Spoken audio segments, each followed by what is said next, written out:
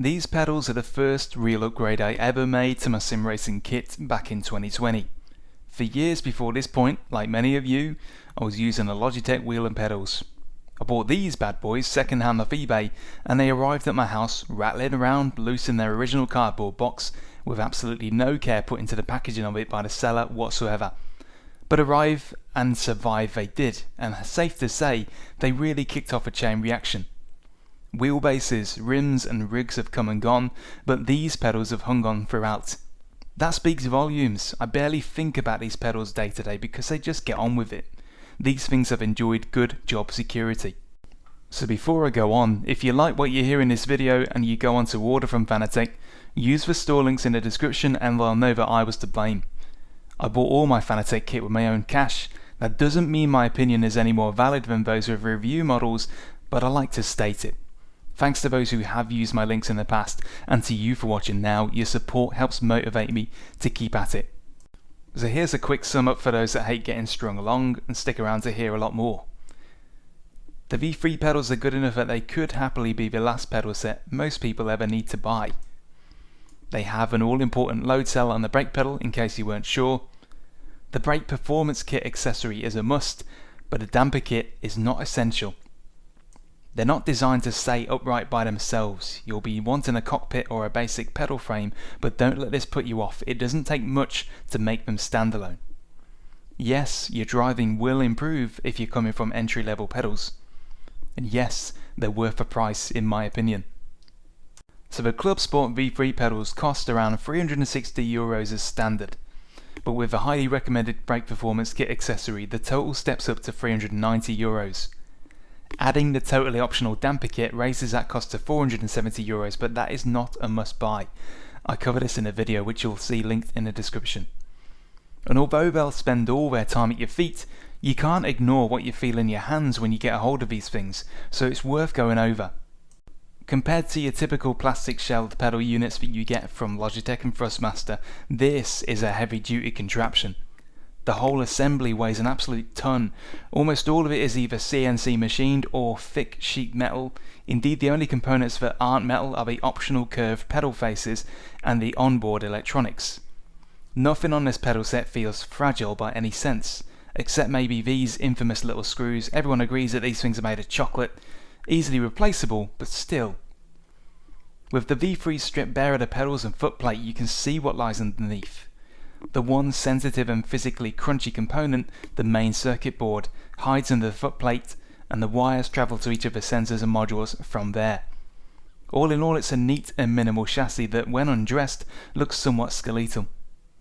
The whole thing is attached to the pedal plate on your cockpit with a bolt on each of the four corners of the framework.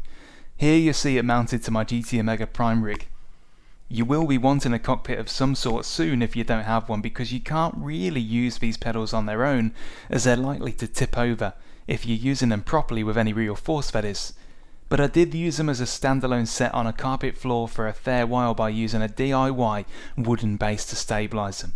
I did a video on doing this yourself, which I've also linked in the description. Have a look if you think that's going to be you.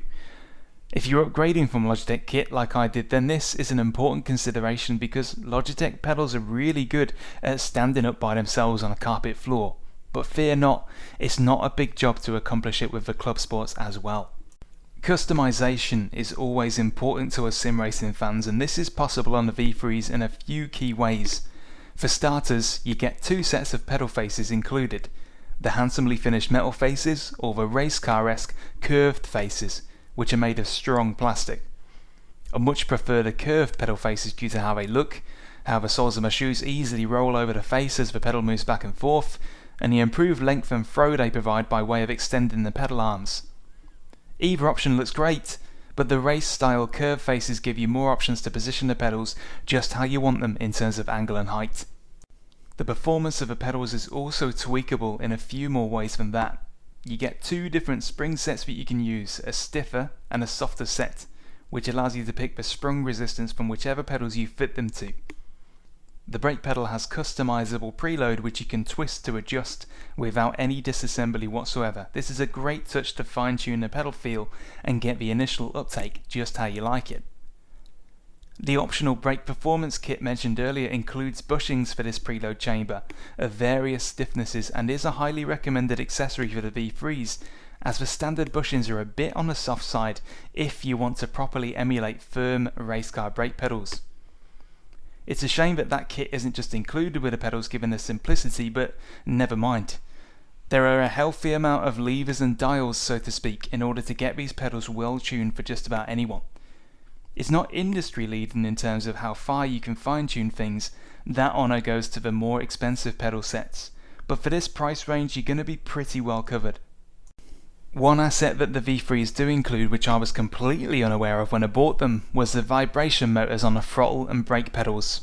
These little devices create a form of feedback through the pedals when called upon, emitting vibrations whenever you lock a wheel under the braking or ABS cuts in, or when spinning your drive wheels. Essentially the sort of situations where you would typically experience juddering and jittering through a real car chassis. This effect, for me at least, is very subtle, but it is at least noticeable and only serves to stack a little bit extra on top of the other feedback experiences that you get through your equipment. This feature isn't supported by every game and platform though, so check the Fanatec page for more details before you get your hopes up. But having said all this, let's not forget how it all looks. What an appealing bit of kit this is. I would describe myself as an aesthetic skeptic. I always doubt that stuff is really as good as it looks from the outside, but this is one thing that does live up to its cosmetic appeal. The blend of anodized black, red and stainless with the odd splash of brass, together with that chrome Fanatec emblem on the front face, makes this an unusually good looking Fanatec product.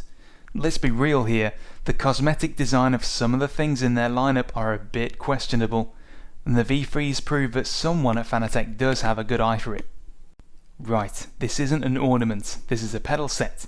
So let's talk about driving. What will it change about your sim racing experience, and what will it do for your ability? If you're upgrading from a lower end pedal set, then the first thing you're going to notice is just how much movement is involved in driving the car now. Using your whole leg instead of just twitching your ankles and toes makes such a massive difference to how your mind engages with racing. Powering out of every corner means a lot more when your whole leg straightens and plunges the throttle deep into the virtual footwell of your vehicle, like you're opening a big valve to let the engine breathe. When you slow down, somehow the pressure at the sole of your braking foot helps you sense the mass of your virtual car lurching forwards as the brakes grab on.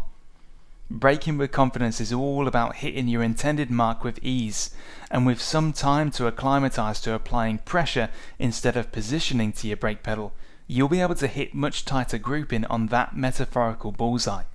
Load cells are what helps this happen, and load cell braking leads to this transformation in accuracy for one reason. Your body is much better at gauging pressure than position. There are tons of things in your daily life that require you to use a certain level of force to do it correctly, and because you do them every day, you know exactly how much strength it requires to do every single one of them without thinking about it, because of muscle memory.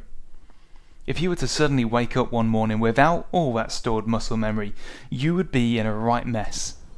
What if you forgot exactly how much force a cup of tea takes to lift up? What if you forgot how much force it takes to butter a crumpet? What if you forgot how much force it takes to use loo roll? This is what makes load cell braking magical. You can, over time, build up the ability to accurately hit your target for every braking zone on every track. Your brake pedal starts to feel synaptically connected to your brain with nothing in between. Now I know I'm getting a bit too poetic about pushing pedals, but I'm just telling you how it is. The Clubsport V3 pedals are a setup that lives up to their price, and pretty much everything you need is covered quite well. They're also the highest level pedal set Fanatec produce right now, so if you want to go to elite tier stuff, I hear great things about Husingveld in particular, but it will start costing more, so you'll get more if you pay more, but the Clubsports are a great place to break into serious sim racing. To summarise everything, I just do love my V3s. They've got a safe spot in the products that did their job well and never gave me any grief section of my life. I like it when something makes it into that list, and I reckon they'll make it into yours too. Thanks to the good performance at fairly grounded price, I never hesitate recommending them as a proper all-rounder. If you've upgraded to or from Clubsport V3s or to any other pedal or from any other pedal, put your thoughts in the comments below because it helps people following in your footsteps to no end, and thank you for doing so. That's all for the time being. Cheers for watching once again. Thank you very much.